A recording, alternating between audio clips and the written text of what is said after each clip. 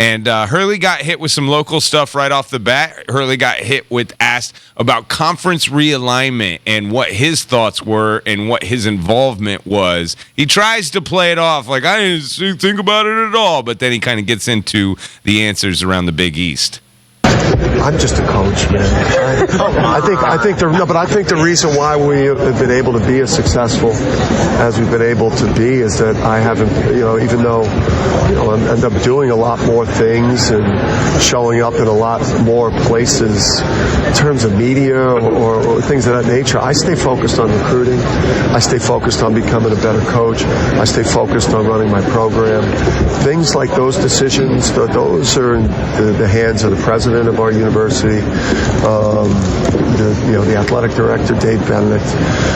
And for me, I just try to focus on the day-to-day, just trying to make sure my program is at a championship level. And I really, did I have conversations with Val while that was going on? Yes, I did. And, I expressed, how important it was, for me or how much I love being in the Big East with her, and that, obviously, it's a unique challenge with revenue sharing and TV contracts and everything right now. We're in a very unique position because, we do believe that our football program can become an excellent football program. So a couple of things there. Val Ackerman, commissioner of the Big East, who he's talking about, he said he had conversations with when this was going on and expressed that he wanted to stay in the Big East. However, also at the end of that, Dan Hurley, cares that UConn has a great, good, excellent football program. I think those are all good things. Yeah. Doesn't really answer it, but I do like how he tries to stay focused. And, you can't control that stuff as a head coach, even though he does have a lot of power and a lot of swing. I think the best thing for Val Ackerman in the next, course of this season, TV rights deals. If she can continue to get the bigger, best TV rights deals for this conference, these schools are going to hang in. Yeah, but it's still never going to be as big as the Big Ten or the SEC or the ACC. Uphill battle. It's an uphill battle. Yeah. I mean, that's something David Benedict as well. They've got to try to get this team football, basketball. I mean, you even see with the Pac-12 now reloading teams to try to get their numbers up to where they can be a top 5 conference again. I don't know if it's going to happen, but I mean, you have Gonzaga, who doesn't even have a football team, getting into the Pac-12. So, I mean, when you're thinking about the future, you got to think about $50 million a year, $75 million a year, $100 million a year. SEC teams are getting close to that. That floats everybody's boat. It keeps all of your sports going, and I think that that's something that as a school, UConn. Listen, you're back-to-back champion. I mean, you've got to have equity in the men's program. You definitely have equity in the women's program. We've seen how lame the AAC was for the women, how lame the Big East is for the women. It might help our women's program to be in the ACC or to be in the Big 12. I mean, those are things. Listen, I know we're basketball school right now. We're trying to get in. Football's trying to get better. But at the end of the day, you got to think about the next 30 years and getting into one of these super conferences before we can't get into a super conference and we're stuck looking from the outside in. One of the mainstays on this basketball program that's won back-to-back national championships is Alex Caravan. He did not get preseason All-American. He is not the preseason pick for Player of the Year in the Big East. His first team Big East, and we expected that. But Coach Hurley was asked about Caravan and why he's somewhat been overlooked, unlike some of the other guys in the country. Alex has always been overlooked a little bit for awards. It's at least nice to see him get some preseason recognition. Yeah, Alex does job of drawing attention to himself besides winning championships and accomplishing what he's accomplished in his career. If he was more if he did more TikToks and if he did more things to draw attention to himself, he would have solidified his preseason All-American status with the AP, which to me is just, you're rewarding the wrong things if you don't reward a back-to-back champion, 2-year starter, one of the best players in the Big East, a guy that I'm sure was up there in the voting with Kalkbrenner for Big East Player of the Year. When the best basketball conference in the country, like one of the 2 best players in the league, can't get more recognition and more notoriety. We just value the wrong things in sports. We're valuing, people that are social media creations. We don't value champions and people that go about their business in the right way. But that's probably a societal issue too. I love that. You gotta love that. Listen, he's fighting for his guy. This is his time to fight for Karaban. I mean, listen, I saw Jay Billis and who he put for first team All-American. He's got Karaban on second team All-American. Karaban is on the preseason All Big East first team with Cam Jones, Hopkins, Richmond, and Villanova. Dixon and Richmond and Dixon. But listen, he gave up his dream of going to the NBA. He's putting it off for another year. That should also carry some weight as well. Would have been the highest pick of the remaining people we're talking about. And that's exactly what I'm talking about. Right. As far as these other guys you're talking about that are coming back in the Big East, Karaban would have been drafted higher than any of them because his upside is phenomenal. Listen, I'm just going to start with he shot 39% from 3 last year. Okay? If he goes in the NBA and he shoots over 40%, he's going to stick in the NBA for 15 years. I agree. That's what Alex Karaban should focus on. So I think people underestimate everything that, because we watch him every day. We watch how unselfish he is. Obviously, he's had so much talent around him, and he's won national championships, but he's great on defense. He's great at rebounding. He's really gotten, to be a shutdown defensive player on some big men. He could come in and play center. Had to. He has had to do that on numerous occasions. And so being a big forward and then sometimes switch to center, he didn't get enough credit. So I think that's Hurley basically giving you guys a little food for thought and pause when you're talking about, Kalkbrenner and some of these other jabronis that aren't even in the same league as Karaban. Let's get into some of them jabronis. Bob did get a chance to talk to some other players around the league. I got 2 pieces. One from Stephen Ashworth I found very interesting. One from Bryce Hopkins, who we've talked about already this segment. But Stephen Ashworth is from Creighton. Now, he was the kid that lit us up out of nowhere from Creighton when we lost. Remember that? And we lost to Creighton at Creighton. This guy could not miss. This was the hottest he's ever been, and I had no idea about this gentleman's backstory, dealing with a lot more than I was when I was in college. Bob caught up with Stephen Ashworth of Creighton. Guys, Stephen Ashworth was the Sportsmanship Award winner in the Big East. I'm sure he's ready to expand his role, and I see there's a wedding ring on your finger. What's that like trying to balance, before we get into basketball, balancing school, basketball, and married life? Yeah, it's definitely a balance. You got to be good at setting your priorities and really being where your feet are, I think. So when I'm at practice, I really try to be at practice, make sure I'm getting my treatment, getting in my extra work, and focusing on the game plan and how to make sure this team is ready for every single game. And then once I get showered and head on home, I'm home, and it's time to be home. And I'm actually a new father this summer. I have a 4-month-old son, Tommy, and so he's been a true joy to be around. And so just being where your feet are.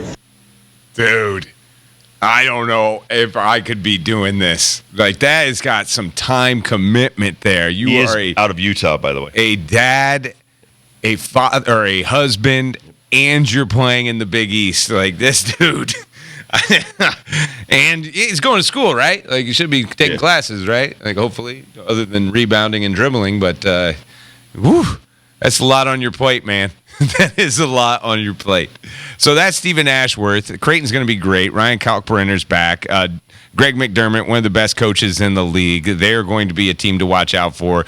But watch out for that team across the border. Bryce Hopkins back. As Dib said, he got injured early in the season last year. But will he be back on time for the start of the season? Bob Joyce caught up with Bryce Hopkins from Providence. I am with one of the best players in the Big East, Bryce Hopkins from Providence. And, of course, we all know he got hurt last year. So let's update you there. How far along are you, and what's the timetable? Yeah, I'm about 10 to 11 months out now from surgery. It's been going good. It's a long process, very long process, so I just have to stay with that. But there's no specific date on when I'm going to be back yet. But I will tell you guys I'm feeling really, really well right now, and I'm looking to just keep making strides in the right direction.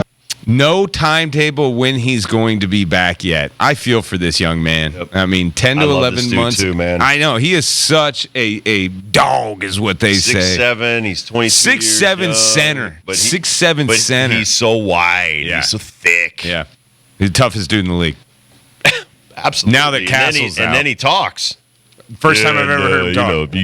You want me to crush your skull between my hands? I can probably do it with my thumb and my. When Caravan had to guard a center, it was Bryce Hopkins who you're talking about from Providence. And listen, and Providence is putting out great players. Creighton's putting out, like I said about Ashworth, getting back to him, right on his Instagram, it's faith, family basketball.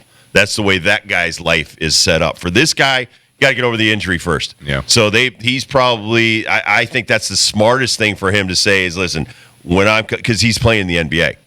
This guy's playing in the NBA, and he knows he's going to play in the NBA. So he should be 100% before you go out there. And besides the fact, even if he comes back in like December, January, I mean, he's still going to be ready to get 2 months of basketball in before March Madness, and think about his future. But what a huge injury, and then Providence to play as well without that guy last year, all year. Was quite impressive as well.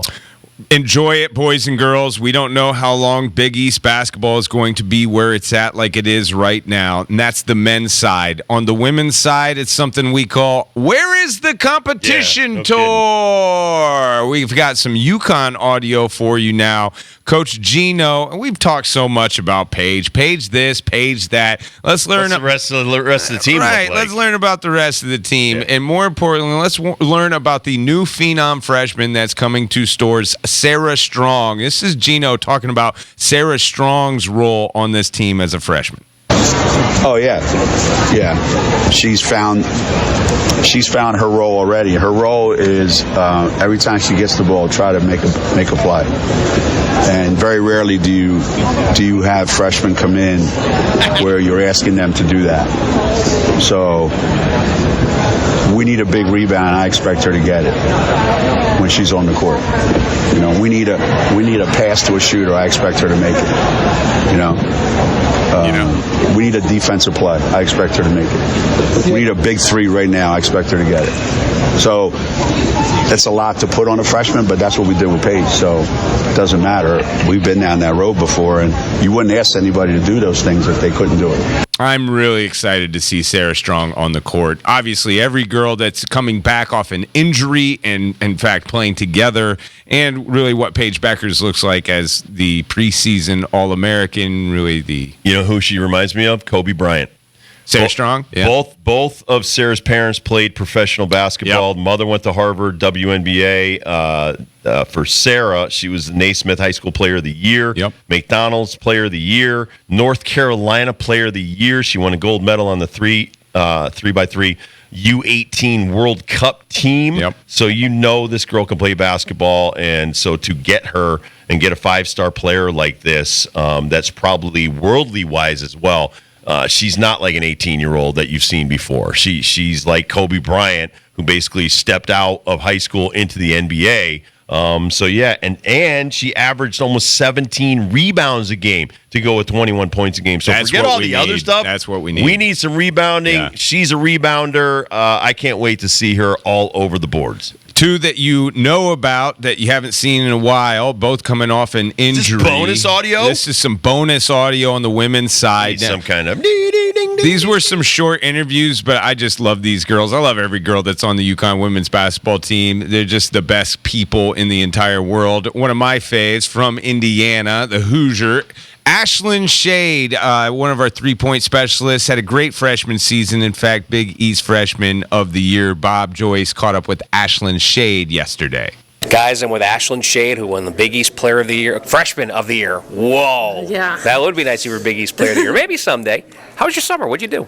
It was good. I mean, we got some time home, and then we were back here working out, and then went back home again for a nice little long 2 months. So that was really nice, just spending quality time with family. I mean, that's pretty much all I did is just family time while I was home. All right, what's it like battling your brother in the driveway? We had some pretty intense battles this summer. We definitely got after it, but I mean, it was really fun. Like, me and him got to spend a lot of time in the gym together. He spent a lot of his time like helping me like improve over the summer and kind of like work on the things that I wanted to work on. No, you didn't throw him batting practice, did you? No, we did not. Okay. But I did throw the baseball with him in the backyard a few times. All right, catches. But no batting practice. All right, catches. He has his baseball buddies for that. Yeah, I understand that. Where have you seen your game improve now that you've been on the basketball court competing with the practice players and your teammates? I just think, I mean, it's hard to say just because, like, I don't know. It's just like each year you just kind of like focus on. I think I definitely see an improvement. I've worked on getting my shot like release quicker and just like defensive, being a little bit quicker and stuff. But yeah, just little things like that. You know, until AZ and Aubrey get back, this is a young team playing around Page. That's pretty wild, isn't it? Yeah, I mean, it doesn't even feel like we're that young, honestly. I feel like even just being a sophomore, I feel like I've been here forever after the year that we had last year. And so it doesn't, like, we don't have, like, I just don't feel like we're really that young, just as we all play so well together and it's very cohesive, and it just seems like we're all, like, able to, understand, like, the goal of the season, and we're not, like, backing down or shying away from that. All right, now that you had time to decompress after the way the season ended, how would you best describe your freshman year at UConn? I mean, it was a whirlwind. It honestly feels like a blur. Like, now that I think, like, I can't believe I'm already a sophomore, but I mean, if I had to pick a word to describe that season for our team, it would be adversity. I think no matter what we experienced, no matter what was thrown our way, I think we rolled with the punches, and we showed that, like, no matter what we go through, we can fight and that we can stick together and still be successful. All right, and then one of your former teammates now goes and blows out her knee. Have you exchanged a few texts with your buddy Nika? I did. We did have, like, she was on FaceTime one time when someone else was FaceTiming, so I said hi and asked her how she was doing. But I mean, obviously, it's never good to see one of your teammates like go down with like such an injury like that, especially because like her whole year at UConn, like, she never really experienced any of those issues. But to have that happen now, I mean, she's a dog. I mean, she will fight and she will do everything in her possible, like, willpower to get that healed, get that ready, so she's back on the court. And I imagine you're looking forward to playing with AZ again. Of course. I'm so excited. I mean, just even being in practice with AZ again is just so exciting, and she's just such a fun person, like, to play with and just kind of, like, learn from even more so this season. All right, and school's going well? Yes, very well. All right. Ashlyn, thanks. Thank you. All right, that's number 12 in your program. Maybe number 1 in some people's hearts. Ashlyn Shade. Ben, Rob, back to you. Number 1 in my heart. She's from Indiana. She's from the Indianapolis area, and we learned that she's a baseball fan. Her brother plays baseball. Or the University of Cincinnati. I was wondering Jack Shade. Do you think she's a 6'2" Reds fan or a Cubs fan? Because that's the kind of the line of. If she wants to get along with people on this show, she better switch to the Cubs Reds real quick. Real quick. This guy goes to Cincinnati. So we're gonna have to keep tabs on this kid. We're gonna have to get Jack Shade on. I just started following him on X. So one thing that they do when the women's players get to throw out T-shirts to the fans, she'll throw one to Jack, and then he'll throw it right back to her, and she'll throw it back to him. They'll play catch with the stupid T-shirt in the crowd. I thought you were going to say she throws it to the upper deck, which I've seen a few women that do the T-shirt throws. They better play softball for UConn because they fire them to the third level like you're nobody's business. I always thought Olivia Nelson-Odoto had an underrated arm that nobody knew about. I'm sure a lot of these girls played other sports in high school.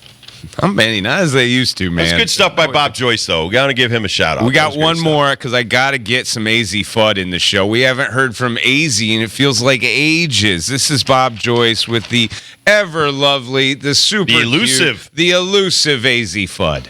Well, Rob and Ben, we're all looking forward to seeing AZ Fudd return to the basketball court sooner than later. How's the rehab going as we get set for a new season? It's going really well, and I'm feeling really good. I'm feeling strong, feeling excited, and back on the floor, so things are good. Yeah, it's been a while since you've been able to play a full season healthy. I would imagine this is just that alone is a big reason for you looking forward to a good year.